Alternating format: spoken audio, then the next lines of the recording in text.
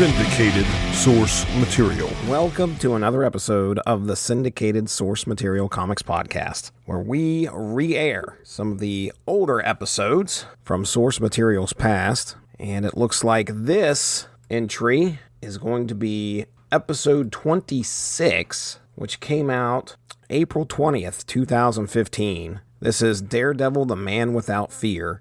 And on the podcast, you'll hear Ronnie Adams once again, and you'll hear Benjamin J. Colón as well as we discuss the origin story of Daredevil. And as I'm recording this, we are just under 10 years since this episode dropped. And it's interesting because you'll hear me reference the Daredevil television show. And it just aired on Netflix. We're just getting into the first season. And tonight, as I record this, is actually the night that I watched the first two episodes of Daredevil Born Again. So I watched the first two episodes tonight as I'm getting ready to guest on the MCU's Bleeding Edge to talk about the third episode that airs this coming Wednesday. I had ChatGPT come up with some questions, maybe to kind of catch you up with things that may have changed since I had recorded that episode. So it says, looking back at this episode from 2015, what are your thoughts on how you covered Daredevil, the Man Without Fear? Would you change anything about your discussion now? Well, I mean, I would have loved to have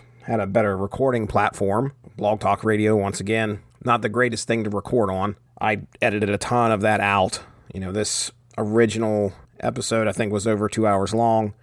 Taking out the plugs, intro music, and all the other tangential stuff. Got this thing down to an hour. At the time, the Netflix Daredevil series had just started. Now that it's come and gone, and with a revival on the horizon, which is already here, how do you feel about its impact on the character? I think the TV show did a lot to really bring the character to the forefront of Marvel. This is a character that I really didn't pay attention to, aside from when he may have showed up in Punisher comics, but he became so popular that he was in the last Spider-Man movie. The character was portrayed by the same actor that portrayed him in the TV series. The next question says, you mentioned not being very familiar with Daredevil comics back then. Have you read more since? And any favorite stories you've discovered? Aside from what I covered on the podcast, it's not like I went out and sought some Daredevil comics. However, I do have a couple hardbacks sitting upstairs I think I picked up from a con I still haven't read yet. Evan and I did a source material on Chip Zdarsky and his stories. It was one volume that involved the Punisher was in like a couple issues. And I really like that. I think further... Not too much further in the source material comics history. This is our first, I think, Daredevil series that we cover. Daredevil Man Without Fear. We have Guardian Devil, which shows up 2 years later on episode 130. It's me and Ronnie and Mark get together and talk about Kevin Smith and Joe Quesada. Then we have Born Again, which I believe was Frank Miller. Yeah. That episode, episode 192, aired October 22nd, 2018. And then the one I did with Evan, written by Chip Zdarsky, was called Daredevil No Fear, K-N-O-W, released January 9th, 2022. That was when the episode was released, episode 296. So that wasn't too long ago, about 3 years ago. So of those, I mean, I enjoyed every discussion that I had, but I really enjoyed talking about No Fear. I think that was done. Zdarsky did a great job writing that. It made me want to seek out some more of what he wrote. Okay, so it says, changes in your perspective. Your guest, Benjamin J. Colón, mentioned how Sin City influenced his artistic style. Have you noticed any shifts in your own taste in comics or storytelling over the past decade? That's a good question. I mean, I still like big events. I'm still the street level guy, so I wouldn't say anything big changed, really. What I do like to find are some of those niche comics that come from the 90s where, say, they took a video game property and tried to tell a comic story with it. Those are fun. I was seeking those out. And here lately I've been on a Spider-Man PSA kick. So, says you had a great discussion on Frank Miller's impact on comics. Well, thanks, ChatGPT. Given the last 10 years, do you still feel the same way about his work and legacy? Wow. Recently, within the last year, that has come up. Not for me, and I really don't have that strong of an opinion. However, there was some big discussion about his art. He did a rendition of Wolverine that looked personally not appealing, and a lot of people share that same opinion. Now, art is art. It can be interpreted, displayed, however it wants to be. But when Frank Miller made this rendition of Wolverine, people tore it apart. But as for myself, like I said, I don't know if his art has taken that bad of a downgrade. I know him for his writing more than I do his art. Let's take a look and see what other Frank Miller comics I may have covered. So The Man Without Fear. Oh, yeah, this was good. Me and Ronnie and Cole Marentet had a discussion on RoboCop versus Terminator in 1992, from 1992, episode 52. That's coming up. And we then had a discussion with Benjamin and Jordan Lowe. One of the very few times, if not the only time, I think Jordan has showed up on the podcast, where we talked The Dark Knight Returns, episode 66 in 2016. Great discussion. Fantastic book. I mean, that's what he's known for. One of the top books that he's known for. Oh, did I participate in this? I guess I did. We had a discussion on 300, episode 144 in 2018. And is that art by Frank Miller too? Written and drawn by Frank Miller. Okay. And then we have Daredevil Born Again, which we discussed in 2018. Me and Mark, I thought it was a good story. So, of what I read of him, I mean, he's still a respected writer in my opinion. I think Benjamin may talk about Holy Terror in this, which is, I mean, as far as black marks go on Frank Miller's legacy, there's that. How's your opinion of Elektra changed over time, especially with her portrayal in comics and on screen? I mean, I remember her more from this book. Of course, she has a prominent part in this book. Her on-screen presence in, I think it's season 2 of Daredevil. That was the weakest part of season 2. Punisher was in the first half of the season. Elektra was in the second half. And I'm sorry, I think you're going to know where my allegiance lies there. Other than that, I really don't have much of a strong opinion on Elektra. Last comic I read with her in it was actually Mutant X, which I think is airing tomorrow. As I record this, me and Chris Armstrong sat down and discussed Havoc's alternate reality title that he did. And Elektra was the nanny for the Goblin Queen's child, Scott. I want to give a shout out to an upcoming event that the Source Material Comics podcast is going to be taking part in. If you get a chance, please go check it out. It's JS April. Hashtag JS April on X. You should be able to find anybody that's participating in that event. We're all going to be dropping our content on any day in April. Over 40 participants, podcasters, bloggers are going to be doing this. If you want to check out the fireandwaterpodcast.com/podcast/JS-April, should be able to find links to every participant in that event. All right, without further ado, let's get into Daredevil, The Man Without Fear, from April 20th of 2015, episode 26.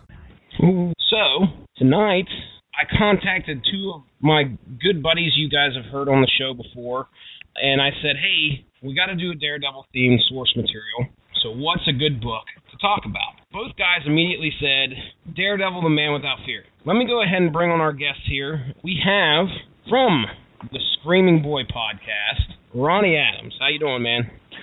Hello, how are you? You sound a lot better now. This I don't know if it's Skype or whatever the heck. Yeah, it was some echoey crap, but at least Blog Talk lets us get in here for like 15 minutes ahead of time, although I didn't call until about 5 minutes ahead of time. But at least we were able to figure out.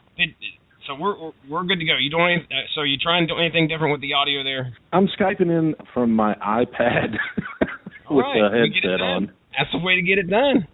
You know who loves Skype? Our next guest. And that is Benjamin J. Colón. He loves Skype to death, always calls in on Skype and has a great time. Benjamin J. Colón, are you Skyping in tonight? I think you have me confused with somebody else. Oh, man. What is going on, Benjamin? I'm going to get my own Twitter hashtag going of Burn in Hell Skype. I've said it often enough by this point. So both you guys, like I said, both of you said The Man Without Fear. And Ronnie, I want to start with you here real quick. Why was that why were you instantly, okay, why did you immediately say Man Without Fear? Well, if we're going to talk about Daredevil, where better to start than the beginning, and who better to start it with than Frank Miller? It's an excellent story arc. I've read through it again, and I read those 5 issues the fastest I've read anything in a long time. Really got into it again. I'm kind of like you for a while, still am to a point. Daredevil was always a supporting character for me in my comics, but he was always an interesting character to me, and I started getting into him a little more. Was this a book that you had the opportunity to buy once it came out, or was this something you picked up in trade, or how did you get your hands on it? It was trade later on. I knew it was out there. I should have picked it up when I had the chance, but I don't even have a clue why I didn't. I read it in trade later on and loved it. I never really collected Daredevil, the ongoing series or anything like that, but was always interested in him. Benjamin, this was something that you immediately said was where we would need to go. Can you give us your thoughts on why you picked this book? It's pretty appropriate for what we're talking about recently with the Netflix series that's debuted, and everybody that's seen it that I know of seems to love it. And this is a comic that can claim the most directly to have influenced the series. There's a lot of elements from the comic that are present in the series. A lot of the backbone of what happens in some of the plot points that come straight out of this comic. So you can see some of the visuals and issues that we're going to get to. I'm only on episode 3 of the Netflix series, and I can see a lot of what we're going to see in this book in those first few episodes. I think you'd mentioned that it was heavily influenced. That's something that Marvel or Netflix has come out and said, well, yeah, we're basing this off of the Man Without Fear. Not to my knowledge. I've read the comic. I've had the comic for a while, and pretty much from the moment that I saw the black outfit that Charlie Cox as Matt Murdock was dressed up as in the show, I'm like, yeah, that's from Man Without Fear. Yeah, and that's what I thought of.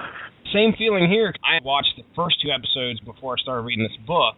That second episode, I'm like, whoa, man, that lines up with what I'm seeing in this book tremendously. Now, I haven't got much further than that, so I'm sure that things, in the Netflix series have to obviously branch off from the book. They probably get into a lot more stuff that obviously is not in this book, because what we're talking about here in The Man Without Fear is pretty much an origin story. It covers each issue almost like a standalone in Matt Murdock's life as he progresses. And the important points, obviously, that lead Matt Murdock up to being Daredevil. Some of the stuff that I hopped on YouTube and was doing some research and just watching some interesting things. There's a documentary I watched called The Men Without Fear, which I don't know if that was just a standalone documentary or if that was something that was packaged in. I was talking to Ronnie about this. I don't know if it was packaged in with like the Daredevil DVD or like as one of the special features or something.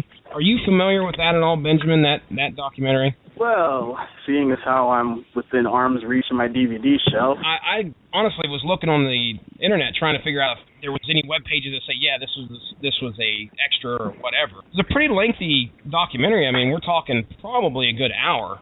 So I'm pretty sure I've heard of it before. And yes, I have the original Daredevil movie on DVD. Don't judge me. All right. I'm right there with you, brother. It hasn't aged well, I admit, but I didn't hate it. I'm almost positive, because I have watched the second disc on this DVD. I'm almost positive that's one of it's just 2 60-minute documentaries. I'm almost positive that's one of them. That's cool, because they had it on YouTube, and I'm like, oh, man, this would be great. It was broken down into 9, 10-minute parts, came to about an hour, and it followed the creators and the people who had a hand in Daredevil's lineage through Marvel all the way up to Quesada and Kevin Smith. Kevin Smith, of course, is talking about the movie at that point in time, about how when the movie comes out, hopefully it'll make Daredevil more of a prominent. They obviously focused and sat down with Frank Miller and John Romita Jr. And I learned a lot about what went into making this book.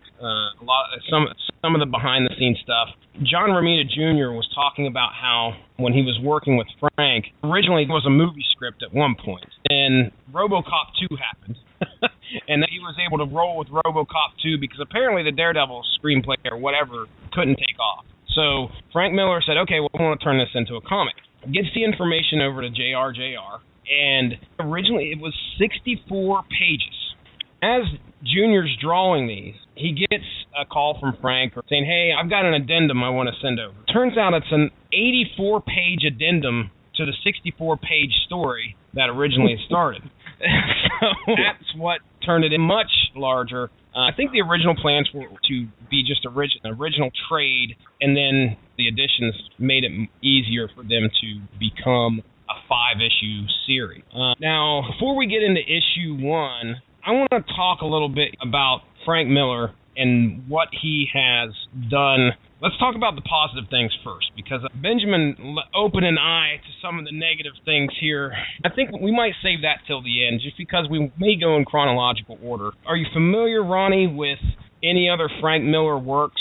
Sin City. Sin City. Oh, yes. That's a good one. I loved everything, every storyline he did. I've read just about all of them in some form or another. The first movie was, in my opinion, fantastic. The second one was not. I absolutely loved 300. Those were the two big ones for me. To my knowledge, I think he only did the main ones, like The Hard Goodbye, but Sin City and 300 were the big two for me. Did you, being a film aficionado on the Screaming Boy podcast, ever catch the spirit?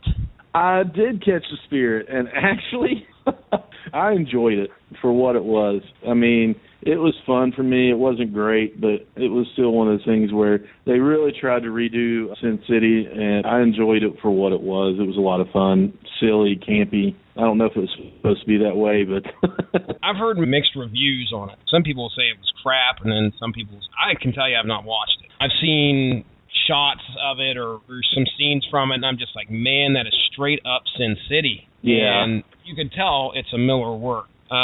Benjamin, how about you? Pretty much everything from 300 backwards. I consider 300 to be the last really good thing Frank Miller's done. Frank Miller was on fire in the 80s and early 90s. Everything he did I loved from that period of time. His stuff on Daredevil and Batman. Dark Knight Returns is my favorite Batman story. A lot of his Daredevil stuff, and at some point you may talk about Born Again on this podcast. Yeah. I would recommend it, certainly. It just got voted, like Comic Book Resources just voted for the top 50 greatest Daredevil stories of all time. The top 3 were all Frank Miller stories. I actually heard about that. Somebody was talking about how Shadowland somehow made it on the best and the worst list. I could be wrong about that. This is the first ever 5-issue Daredevil story I've ever read in my entire life. So I'm brand new to it, other than what I've seen on film and heard in passing. Go ahead. One last thing that I have to mention, just as an artist, Sin City changed my life. Like, seriously, Sin City changed the way that I draw. I was in college at the time. I went to commercial art school, but I was still finding my own voice as an illustrator. I had read Dark Knight Returns before that, and I got into Sin City while I was in college. Every single last one. Frank Miller wrote and drew all of them. Completely blew my mind. Just the style of art, the influences that he took from Japanese art and film noir and all those things, and the way that he pretty much reinvented himself with Sin City. You know, that's one of my biggest influences as an artist was Frank Miller and Sin City. Yeah, you'd mentioned that you were you felt that he was a huge influence on what you've done. Is there a panel from Sin City that you love? Just like, man, that is the panel out of that book. I don't know about one single one from Sin City specifically. There's one that I always remember. It's a scene, and if you've seen the movie, you know the yellow bastard part with Bruce Willis as John Hardigan. There's a part early on in the story where he's having what amounts to a mild heart attack or arrhythmia, and he grabs his chest in pain. Mm-hmm. There's a full page of that drawn by Frank Miller. It's mostly dark, mostly in shadow, but just the way it's drawn, like that's one thing that I've seen, you know, that I always go back to and I always remember. Okay, that's cool. How about you, Ronnie? The cover of The Hard Goodbye with Marv in the Rain. It was real simple, but I just loved it. It just showed, you know, Marv's got his pistol in his hand, ready to go. The simplicity of it, but it was a complex character. I loved it. And with Benjamin, his art style and the way it was drawn is phenomenal. All right, let's switch gears and talk about the artist of this book here, which is actually John Romita Jr. Benjamin, your take on John Romita Jr., I mean, what do you think of his art?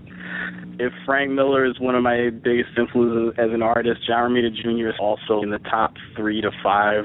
His style is not for everybody. I know a lot of people that don't care for it. I really do. Aside from some of the stylistic things that he does, he's also just a really good storyteller. This is something that I've always heard from professionals in the business that I try to strive for when I draw. which in order to know if you're a really good storyteller as far as comics, if you can take every single word, speech, thought, narration, caption, balloon, everything, you take every single text out of the comic and you can read just the pictures and you can still follow the story relatively well, then you know you're on the right track.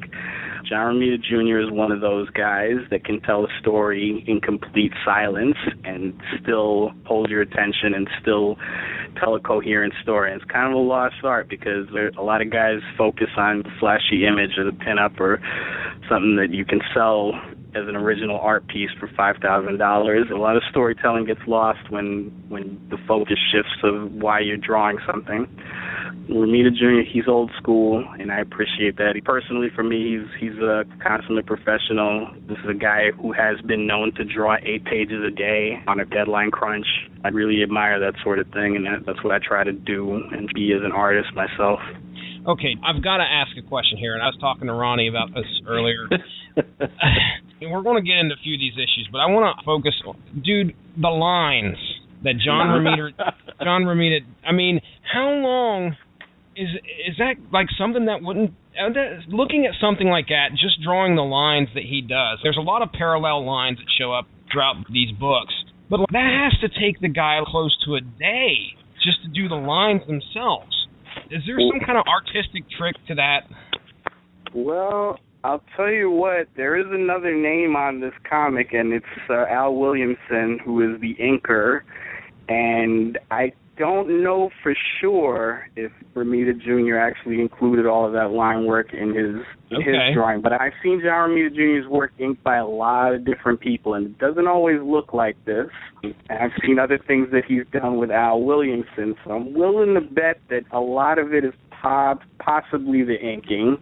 All right. As to whether or not there's any trick or technique, no, there isn't. You just you just kind of go somewhere and you're somewhere else in your head while you're doing it. It's kind of tedious work. It's easier if you don't have to think about it too much. I'll give you another Frank Miller related book that you could do on the show at some point, and you'll see Al Williamson's work again, and that's the 4-issue Wolverine miniseries. The one with probably the best-known Wolverine cover ever, which is the claws up and the come hither finger point. You've ever seen that? Yeah, that one. Written by Chris Claremont, drawn by Frank Miller, inked by Al Williamson. Okay. So if you're looking for... We will get our answer, because I assumed it was JR doing all these lines, and I was like, I don't know how this guy does this. I mean, there's one panel, just one tiny little panel, where little Matt Murdock is climbing up a ladder, and it's beside a wall. And this guy had to have drawn at least 1,000 parallel lines just to get the perspective of that wall. And then he's got lines in the background for the city. I'm just like, I would be done at that one panel. There's no way. Okay, well, let's go ahead and get into the bulk of what we're here to talk about. 5 issues of The Man Without Fear. I'm just going to touch on the main points of the first issue, get your guys' opinion and what your thoughts are. If you have anything to add about it, feel free to jump in, stop me, whatever. We'll start out with issue number 1. Good place to start. This came out in 93. For those of you keeping score at home, this was published in 1993, I think. I've seen 1994, but I believe it was 93. This first issue is pretty much your beginning point. Covers Matt Murdock and his world as a child. I don't know how old he is. I'd say he's probably about, I can't remember if they say how old he is in here or not. He's got to be like close to maybe 9 or 10 years old. Young enough to know better than to steal a freaking baton from a cop.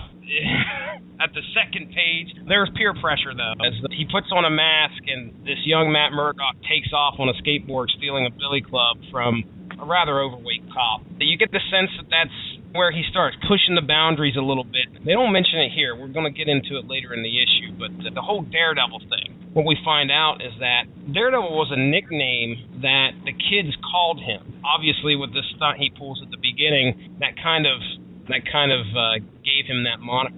Anyway, we meet Jack Murdock, Matt's dad, a boxer, a rather hard-headed boxer. We find out that Jack's involved in some shady dealings with a guy by the name of the Fixer. He's told that he's going to be a mob enforcer by the Fixer. And he kind of resists at first, and then, of course, they threaten Matt's life. We now have a boxer/mob enforcer on our hands, a reluctant mob enforcer, mind you. Jack Murdock is not going into this willingly. He does not want to do this. But he does it because, number one, he doesn't want his kid to get hurt. Number two, if he can provide for his family, even better. By the way, Matt's mom is kind of talked about here just in passing, where it looks like Jack's drinking and he's looking at a picture of Maggie. So Maggie, we assume, is gone. She's just gone. It's Jack and Matt hanging out, trying to make the best of it. Now, there's a point in this book, I think this is the crux of this book, where Matt's been getting made fun of, and he's being bullied at school. And he strikes back at the bully. He comes home and he's proud of what he's done. And he's telling his dad about it. He says, I finally showed that Barkley kid. He took a poke at me and I poked him right back. And he just sat down and looked dumb. It was great. And Jack is beyond upset at his son because he had done this. So upset, in fact, he actually hits Matt in the face. I hope he smacks him because it looks like he's got his fist clenched. He might have actually hit him in the face. I don't know. Anyway, that right there is a turning point in Matt's life, where his dad, there's points in this book where he's helping his dad to the bed, and you can tell his son loves his dad, and it's his world. And all of a sudden, his dad is striking him. Matt takes off and runs away. He doesn't run away for good. He just runs out of the house and contemplates what's going on. And it's at this point where he makes the decision to kind of bear down on the rules and try and find that line between right and wrong. And he says the way that he will be able to do that is he will study the rules, he will study the laws. Obviously putting forward the foot for Matt to become a lawyer. And as a matter of fact, he holds to it so much that he again is found in the play yard at school, and the kids are poking fun at him and calling him Daredevil, Daredevil. These bullies are coming at him, and he's not hitting them back. I guess we should mention that at this point, Matt has his eyesight, okay? He's not blind. He wasn't born blind. He was able to see up to this point in his life. His dad is a loving dad, but is frustrated at his lot in life, and Matt comes to that turning point where he wants to decipher what's right and what's wrong, so he starts studying the laws. And that's so much so that his friends turn on him, and he starts getting picked on, and the moniker Daredevil becomes more of a taunt than it does anything. Instead of them cheering him on, now it's a bullying aspect of things. I'm actually taking this opportunity because I've got my trade of Man Without Fear open here right now. But I also decided I wanted to have open the very first couple of Daredevil stories that Stan Lee did back in the 60s. So I'm comparing, contrasting, and it's pretty faithful to that. It's not until a little bit later on that Frank Miller starts expanding on a couple of things, but so far it's pretty straightforward. Okay.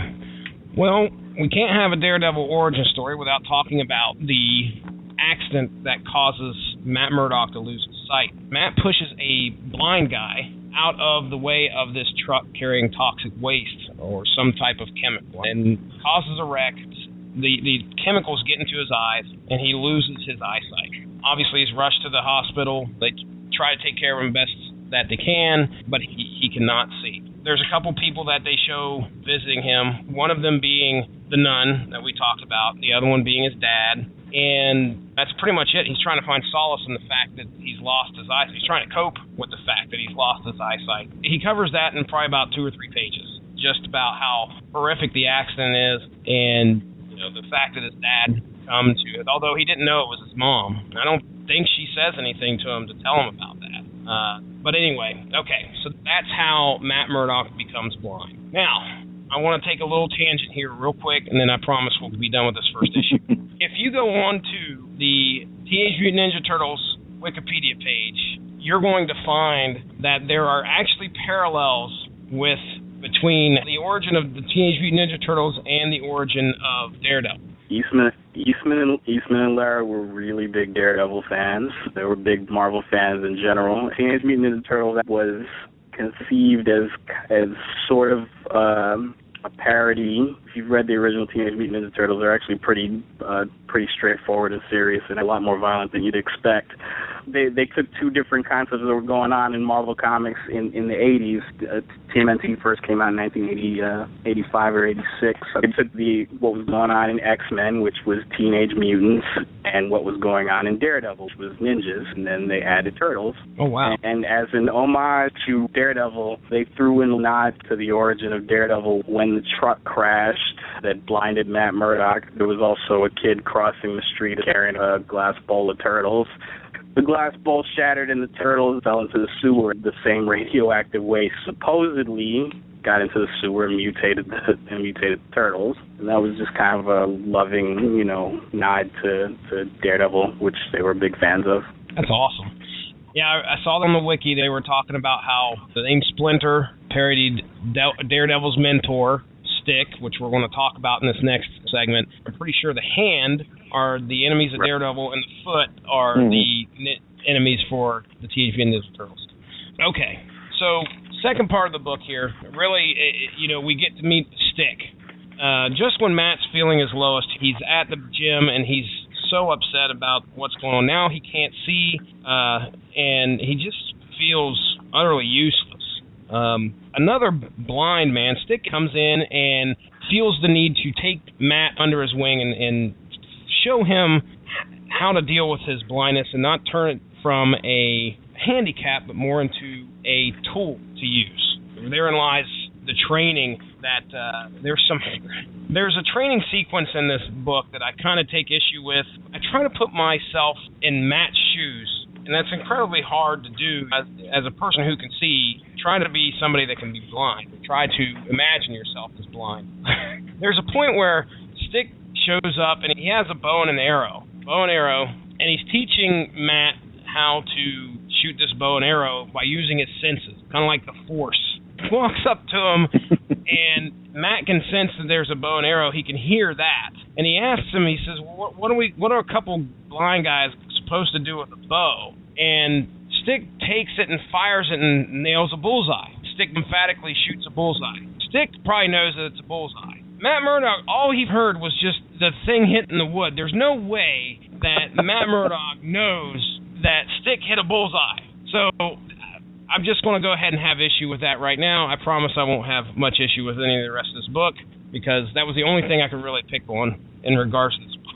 It's just like, how does Matt even know that he hit a bullseye? He's just like, what exactly did you just do? But anyway, Stick, Jedi Force, teaches Matt Murdock some great stuff and becomes his trainer. And you see how they create a bond between each other. I'm sure Matt still loves his dad, but Stick comes in at a time and shows Matt how to become strong, how to pick himself up off the floor and use his disability and turn it into an advantage. And that's kind of where we leave Matt for this book. We find out that Matt's dad, Jack, is running down the street, and the Fixer shows up and attempts to get Jack to throw a match. If anybody's watched the series, you're probably familiar with this sequence. He attempts to get Jack to throw this match. Jack Murdock gets in the ring and does not throw the match. At the end, Jack is killed. There is a panel, the second to last panel, where the Fixer shoves the gun into, I don't know if you guys are looking at it right now, but if that's supposed to be Jack Murdock's face, gosh. First they beat him down, and then the Fixer showed up to put a bullet in him. And that's where we leave the end of the issue. You just see blam, and that's the last panel. Jack Murdock is now dead. Okay, I know that was a long way to get through issue number 1. Do you guys have anything? I'll ask Benjamin first here. Do you have anything you want to add? Anything I missed?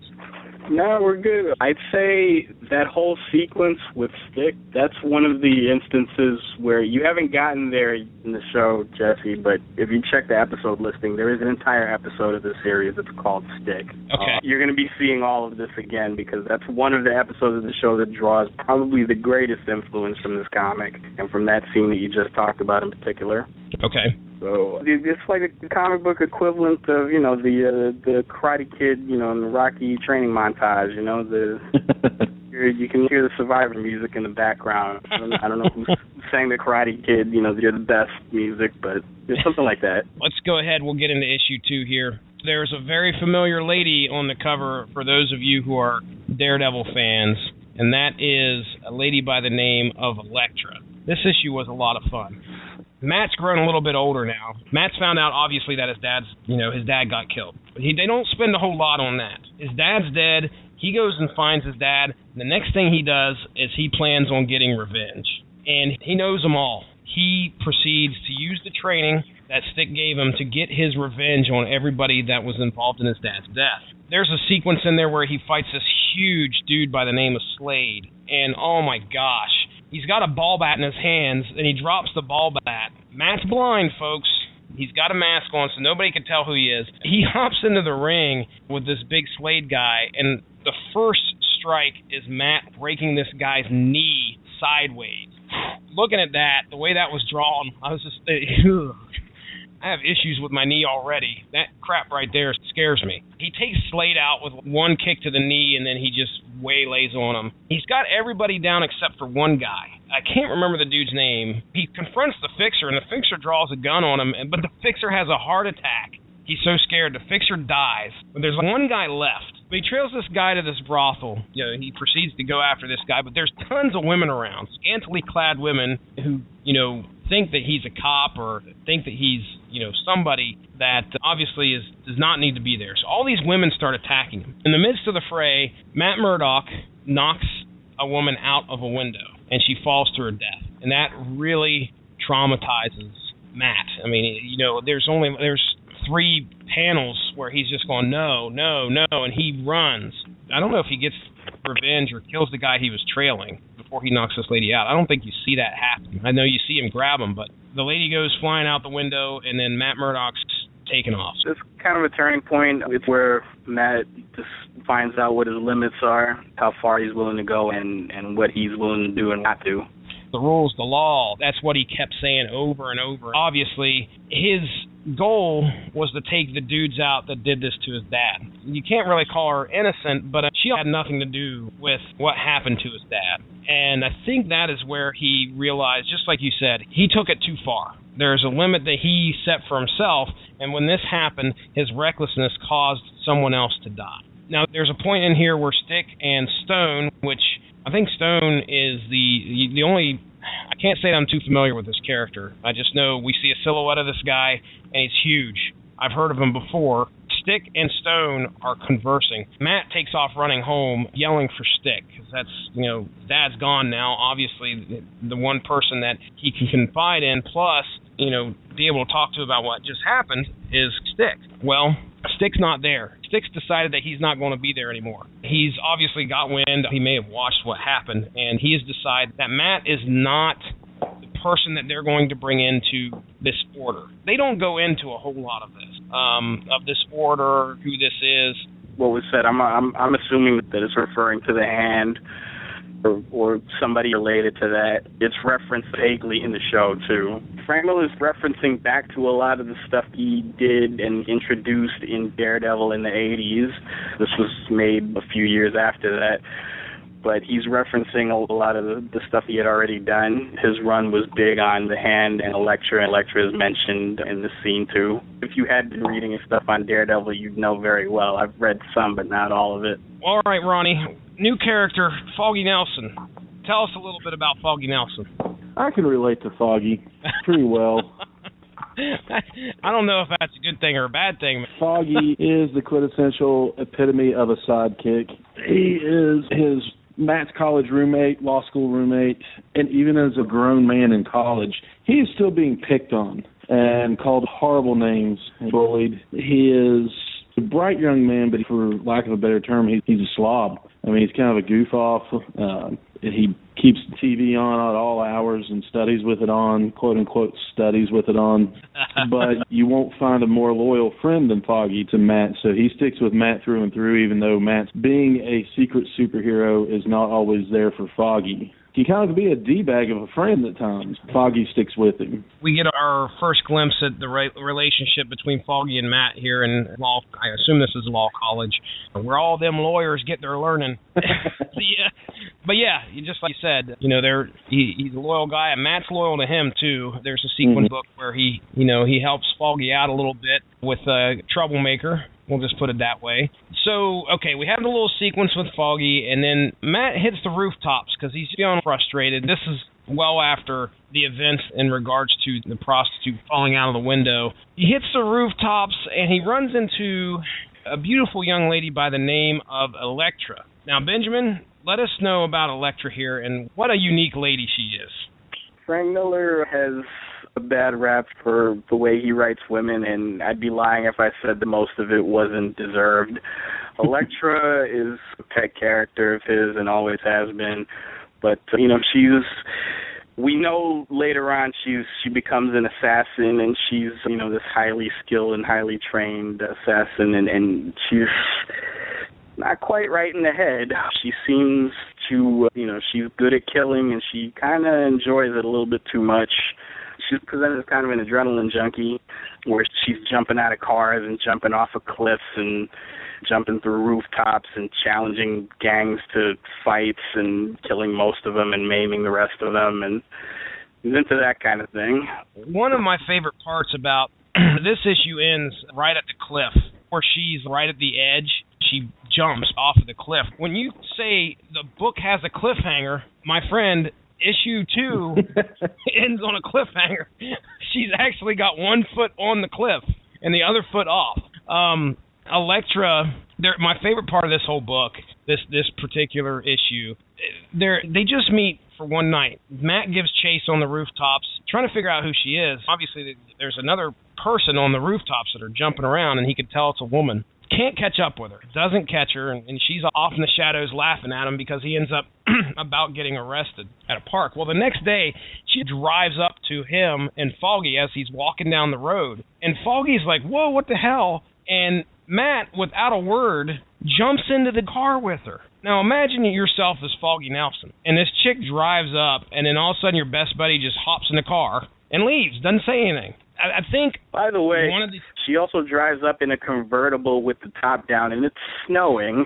It's a good point. I imagine what Frank is trying to get across here is that there's this unspoken passion between these two people that have just met. Whether it be, I don't know if it's a passion for each other at this point, but obviously they're a kindred spirit between Elektra and Matt. And he gets that right with those few panels where she pulls up and he just hops in with no word. And they go off driving in the middle of a snowstorm with the top down. Elektra is introduced here in this issue. Our third issue pretty much picks up where that issue left off. One of the things I read, some people feel the Elektra part of the story was really filler. There were 64 pages and then an 80-some page addendum to it. This might have been the addendum. Frank Miller might have, Elektra is a Frank Miller creation. Correct, Benjamin? Is that right? I'm sure he wanted to give something to Elektra in this. Now, as to whether this was not in the original story, I don't know. But I assume that because this really doesn't feel too important to the end game that we're going to get to, but obviously it shows that relationship between Elektra and Daredevil. But yeah, issue 3 picks up where we left off. She jumps off the cliff. Matt jumps after her because he's seeing that lady fall out of the window. So he takes off after her, thinking that he needs to save her life. Well, she's in control of everything. That's one thing you need to know about Elektra. No matter what craziness is going on, she has got this uncanny sense of control under the most chaotic situation. She jumps in, it's some kind of a lake that they land in. And he comes up out of the lake, and her ass is in the car, and she left him sitting there. So that's what a great first date. That's kind of Elektra's calling card. She's really messed up in the head. For somebody that's normal that's watching all this go on. We get a little about Elektra's history in this issue. We see her at her house, and Matt's decided that he's going to find Elektra in this issue. He tracks her to her house. She's playing piano, and he's taking out the guard. She lives in this opulent, beautiful mansion with security all over the place. I don't know if her dad is somehow involved with crime. They're living quite well. There's actually a ball going on or something, some kind of thing going on. Elektra's playing the piano. Meanwhile, Matt Murdock's trying to go home invasion here, silent home invasion, and it doesn't go so well. Some of the guards get wind of it. And as he's taking these guards out, drawing their guns, there's a point where this dude falls onto the piano that Elektra's playing, and it like phases her none. She's just got a big smile on her face. Matt escapes with his life, makes it back to his dormitory, although he took one to the arm on shoulder. He's hurt. He got grazed. Gets into his bathroom, and lo and behold, there in the shower is Elektra. At first he thought it was Foggy. I'm sure he was pretty glad that it wasn't, because pretty much Matt gets laid. That's what you take from this. Elektra is there in the shower waiting for him. So after he patches himself up, I'm sure they have a night of passion. We'll just put it as lightly they as that. Wait outside in the hallway. I'm telling you, he can be a D-bag.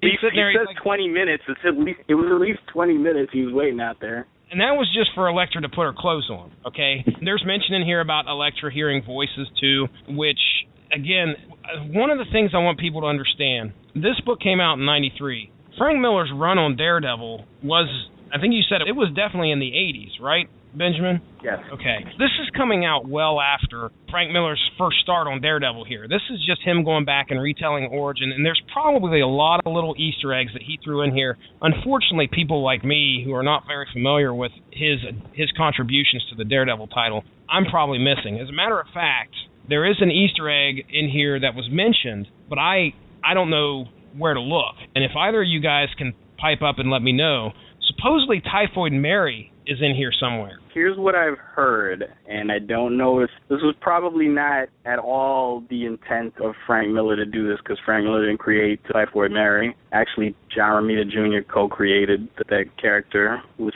a writer by the name of Ann Nesenti. This is what I've heard, and I don't know how true this is. Supposedly, the lady that fell out of the window survived, and she is Typhoid Mary. Oh. Yeah, I can tell you it doesn't look like her, at least as far... I remember the Typhoid Mary I'm familiar with is like the Typhoid Mary I saw in... It was either Acts of Vengeance or maybe the Inferno crossover. I think that was one of the few issues that I actually have of Daredevil, where her hair is like absolutely insane. Another thing that they make sure to show is how deadly Elektra is in this. You had mentioned, Benjamin, about how she went and took out some gangsters in New York, and wow, did she ever. I mean, we're talking like maybe 4 or 5 pages of her just brutalizing this gang that thinks they're going to have their way with her, and she is killing them left and right. There's one point where it looks like she sticks her hand in the guy's gut, and she's got blood dripping off of her hand, and he's holding his gut. I mean, she's brutal. She's just absolutely brutal in this issue. But yes, it shows how deadly she can be, and they forward the relationship between her and Matt in this issue, and how important it is. At the end of the issue, our familiar buddy Stick shows and tells Matt in the middle of the night that this is no way I'd ever want to wake up with some dude holding a stick to my throat, telling me that I have to stay away from one of the most wonderful women that I've ever met. Stick shows up and says, you stay away from her. End your involvement with Elektra. Matt gets knocked in, doesn't know if it's a dream or not. He continues on his love affair with Elektra until the very end when Elektra's dad dies, and she decides that she's got to leave. They share a kiss, she gets on a plane and leaves. The unfortunate thing about this is Matt blames himself for the fact that Elektra's left him. The bigger theme with Daredevil that applies here is just that Matt Murdock has absolutely terrible luck with women. That's true. Yeah, he does have some pretty bad luck with women, at least those that he encounters. Okay, final parts of this issue here. We get to meet our iconic Daredevil villain, and it's his moment to take over, and that is the Kingpin. And Benjamin, I want to let you just kind of talk here real quick on who the Kingpin is, because we only get one frame with his, or one panel with his face. The other 6 are his big ass hands. So tell us a little bit about the Kingpin. What I know about the Kingpin, what I always tell people is Frank Miller pretty much made the Kingpin a Daredevil villain. Frank Miller adopted the Kingpin as the main Daredevil villain. When he took over writing the title, he wanted to shift the focus away from superhero action that it had been up until that point, and dealing with organized crime and mob bosses and street level stuff, and that was his wheelhouse, and that's what he made the Daredevil comic into, and it was very successful. And the Kingpin became the perfect foil for Daredevil. The Kingpin actually started out as a Spider-Man villain, and co-created with Stan Lee by John Romita Jr., his father, legendary Spider-Man artist, one of my heroes as well. In those stories, the Kingpin, he was a formidable crime boss, and he was the heavy, tough mob boss that was pulling the strings behind the scenes. He could also fight. He was this huge monster of a man that could mix it up with somebody like Spider-Man. When Frank Miller adopted him as a Daredevil villain, he retained all of that, but he also showed the side of the Kingpin where he was a schemer, and he had he had all of these, intricate, plots to control the entire underworld in New York City, specifically in Hell's Kitchen, where Daredevil operates. You get the sense that he befriended and was the enforcer for Rigoletto, his predecessor. He became a trusted ally of his. And then he breaks his neck when he's least expecting it. And he assumes his power. He straight up puts his hands on his head and snap. That's the end of that. You also get the sense that this was probably planned way ahead of time, and everybody that left that room before it happened knew it was going to happen. That's what I got from it anyway. I always took him as, I knew he started in Spider-Man, but I always thought he fit better in Daredevil. Just like Benjamin said, the organized crime and him being who he is. I mean, he's not exactly a super villain per se, so he didn't really, in my opinion, fit in as well with Spider-Man, but he fit right in with Daredevil because he is everything that Daredevil is not. I mean, he's huge, he's powerful, he's rich, and he can see. A little bit of a contrast there. I should agree with that for sure. He's the tank to Matt Murdock's Porsche, I guess you could say. Murdock's a little more streamlined. He's fast. He's wily. And the Kingpin, to me, just represents power of every aspect. Physical, mental, money. He has his crime kingdom. He represents breaking the law, whereas Matt Murdock is a lawyer, and he fights crime. So, and Kingpin is crime. The exact opposite, definitely. One of the things that I really took away from these last few panels was the fact that the Kingpin, it was easy to make him more of a villain. I knew of him as a villain, but if you see what Rigoletto or what his name was talking about there, before Kingpin breaks his neck, he's talking about how there's no honor amongst the families anymore, or these crime businesses, or whatever you want to call them. He's upset with the fact that there's child prostitution going on here, designer drugs, and he's not a fan of that. And then all of a sudden, Kingpin just break his neck. And it made me think that, okay, yeah, he's been planning this for quite a while, but I also thought, well, maybe the Kingpin is okay, you're too dumb to make use of these things. Really putting an evil spin on the Kingpin. From what I read, the Kingpin always seemed like a very honorable dude to me. Granted, he was a crime boss, but I never really got that sense of evilness from him. In these few panels, I got that. I was like, oh man, the Kingpin's taken over because this other guy was too weak to make use of these horrible things that are going on. One more thing about the Kingpin, and I promise we'll move on so we can go to sleep at a decent time tonight. The Kingpin, for me, my first interaction with the Kingpin was through the pages of The Punisher. This was the very early issues, I think, where the Punisher had brought on a war against the Kingpin. That was some of my favorite issues, watching how Frank Castle was trying to get to Wilson Fisk.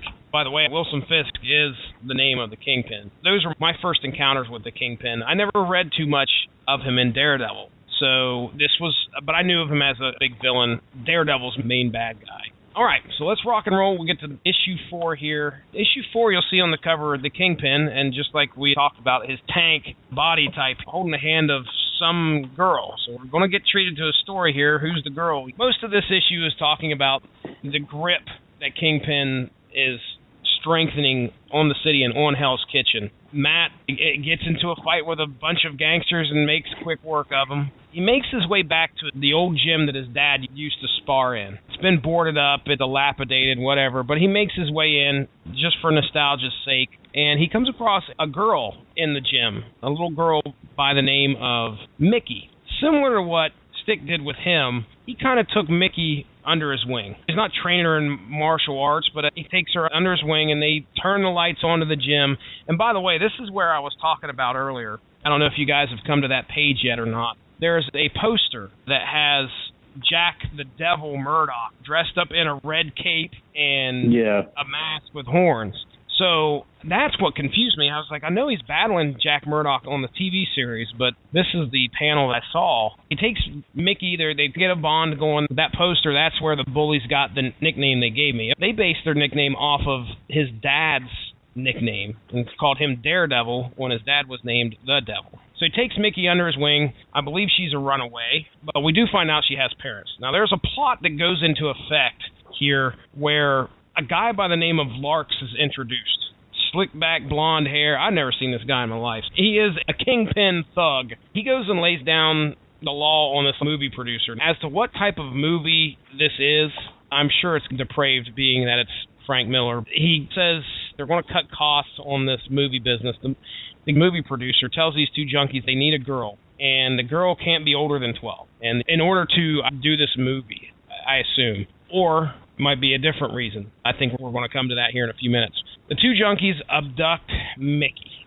So our poor little lass has been abducted. Matt finds out, realizes that she gone. There is a moment where the junkies need to get a fix. So they hatch this awesome plan to call the girl's parents and Mickey's parents up and put a ransom, right? Ask them for some ransom money. I can't remember the amount, but they agree. So Matt trails the parents, basically, because they are running with the money and they're going to deliver the money to the bad guys. Once he realizes Mickey's gone, he finds the parents, follows the dad around, and there's some iconic spots where there's one full page of just Matt standing in a suit on top of a rooftop in the middle of a rainstorm. And I think that he's standing there listening to Mickey's dad talk about how nobody can help them. Matt makes his way and follows the junkie to his home.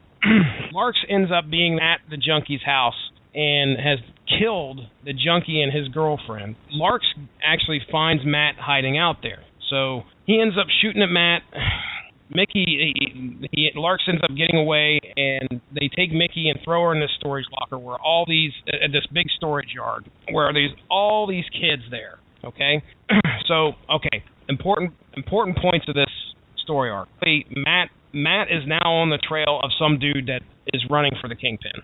Plus, he's trying to find Mickey. In this storage yard, there are at least 6 other kids in separate storage lockers.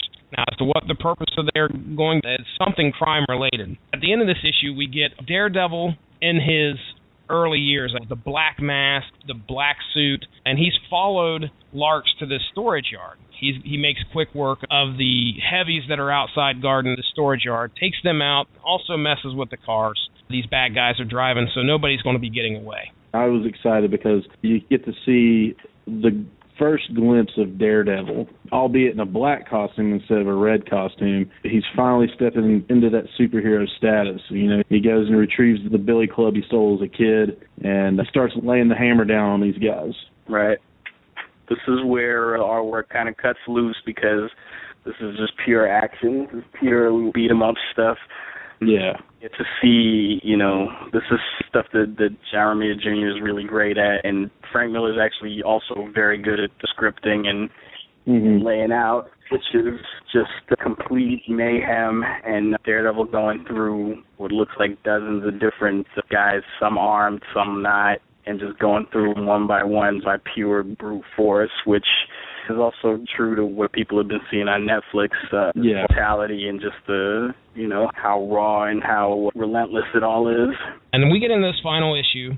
I'll keep it real short and sweet. Obviously, we know Matt Murdock's going to come out on top here, but he faces Larks, and you really get to see, Matt takes on like 20 guys at one point, which was, again, that last sequence in episode 2 of the series reminded me of this issue where dudes are coming at him left and right, and he's just laying them out one by one.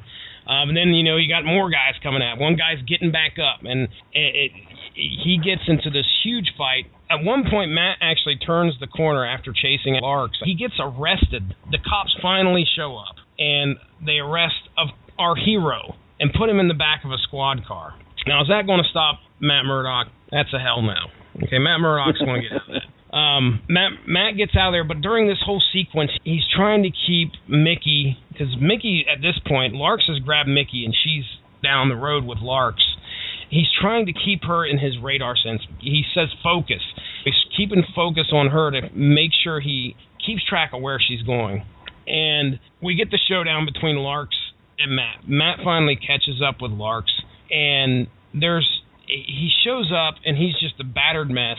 And Larks is like, don't take any further steps.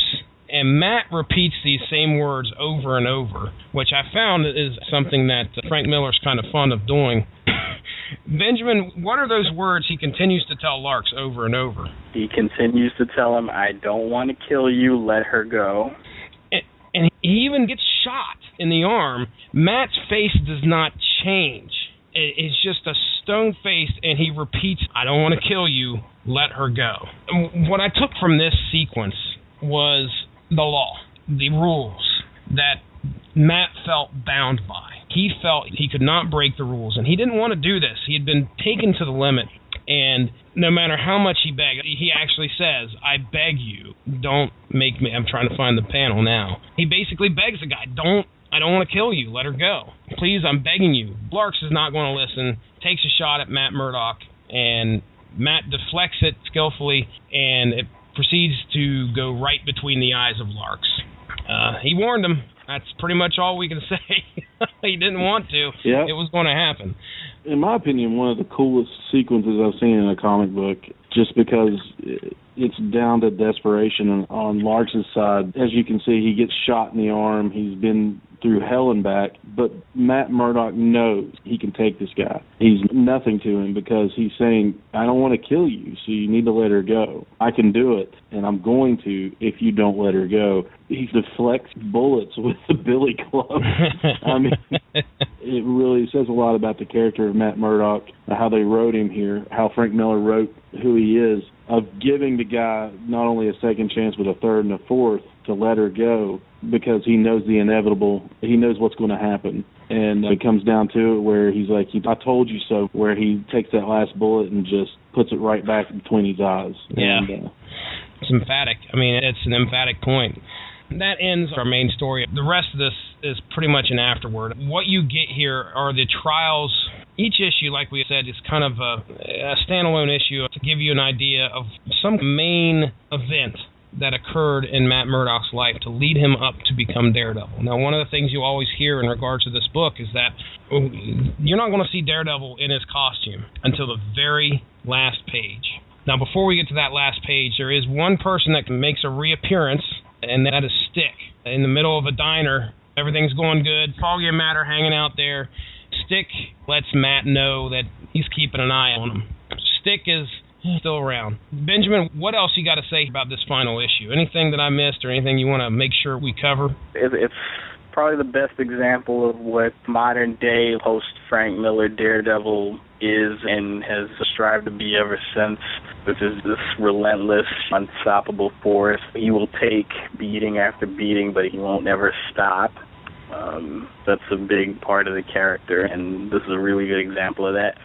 Yeah, absolutely. I mean, that particular sequence we were talking about, you can see that. He attributes that to his dad. I think he does that in the Netflix series. He attributes his hard-headedness and his stubbornness and the ability to get back up.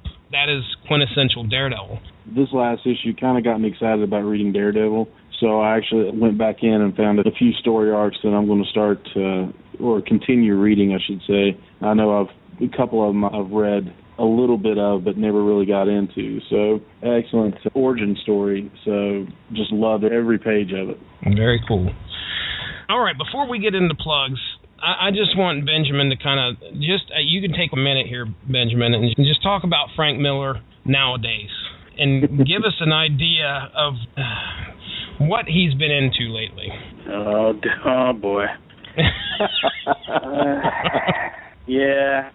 This kind of, this pains me to say just because Frank Miller's still such a huge influence on me as an artist. But like I said, For starters, like I said, the last really good thing I think he did was 300. He's done other things since then. He did, The Dark Knight Strikes Again, which is a sequel to Dark Knight Returns. Some people liked it.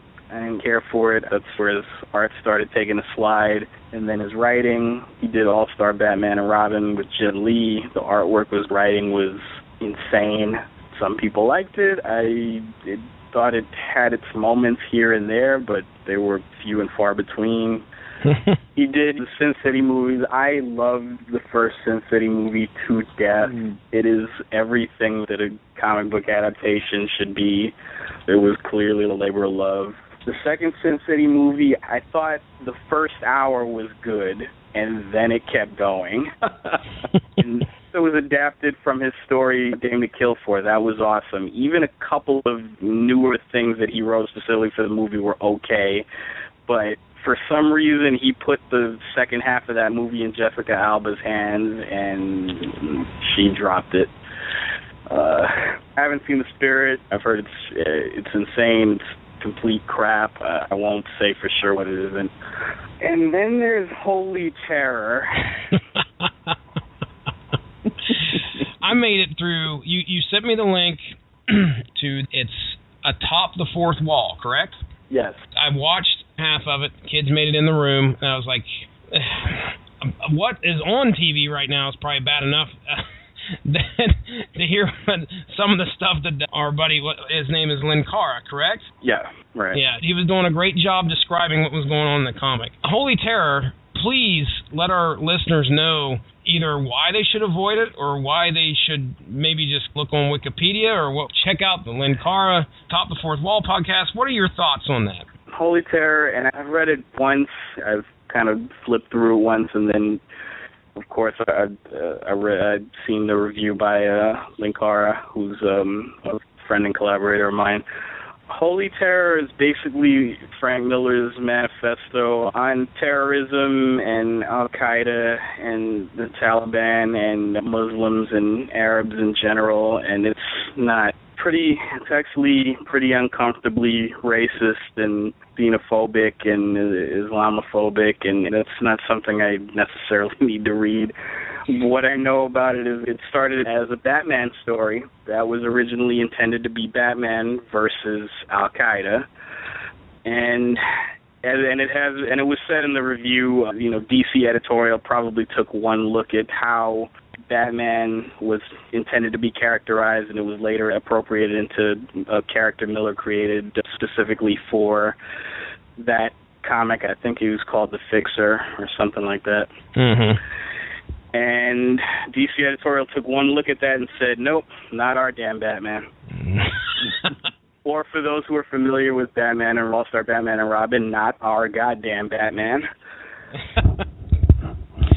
Yep. So, it's not a pretty degradation of what was once a really great and innovative person and talent into diminishing returns on somebody's legacy that had brought so much to the world and to the comics, myself as an artist, and I'm sure plenty of other people. If you're interested in anything Frank Miller, please check out Dark Knight Returns, Batman Year One, 300, Ronin, Daredevil, Man Without Fear, Daredevil, Born Again. Jesse, I say this to you specifically. If you want to read anything else about Daredevil that Frank Miller's done, read Born Again. Born Again is hands down the best Daredevil story ever made. The stuff from the 80s, nobody's ever going to take that away from him, and that's how I prefer to remember Frank Miller, as somebody who influenced me greatly as an artist. Awesome. Yeah, I'll definitely check out Born Again. You're echoing a lot of what I've already heard from a lot of people. One of the things that Frank Miller said in that documentary was that only a Catholic could be a vigilante and an attorney at the same time. Now, from what I understand, the whole Born Again storyline has a lot of religious overtones in it, right? A few, especially when, once again, I don't want to give away too much, but a certain nun makes a reappearance in the story. Okay, very good. All right, well, Ronnie, you got anything else you want to say here, man, about Frank Miller? Any closing thoughts on Daredevil, the Man Without Fear? I'm just glad I didn't keep up with Frank Miller after a while. Yes, I can definitely identify with that.